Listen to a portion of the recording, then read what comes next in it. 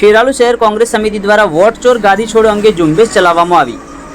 ખેરાલુ આંબલીચોટા બજારમાં કોંગ્રેસ અગ્રણી મુકેશભાઈ દેસાઈની ટીમે કવાયત કરી। શહેર કોંગ્રેસ પ્રમુખ વિજયભાઈ દેસાઈ અને નગરસેવક ઉમર ફારૂક સિંધીની ટીમે આયોજન કર્યું। કોંગ્રેસ અગ્રણી મુકેશ દેસાઈએ મીડિયા સમક્ષ સમગ્ર બાબતને લઈને વિગતો પણ આપી। વધુ સમાચાર અને અપડેટ્સ માટે જોતા રહો online TV news Farooq Memon સાથે।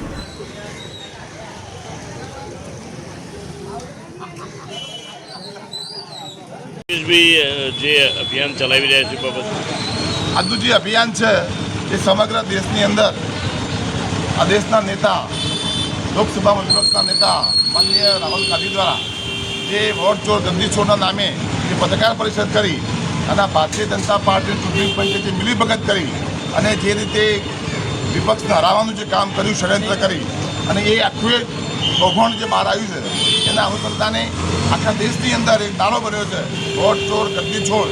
એના ભાગરૂપે સમગ્ર દેશની અંદર તમામ બૂથ ઉપર સહી ઝુંબેશ કરી અને આ જે મુહિમ છે એમાં સમર્થન આ દેશના મતદાતાઓ જાગૃત લોકો કરે એના માટેનો કાર્યક્રમ કોંગ્રેસ પાર્ટી દ્વારા રાખ્યો છે।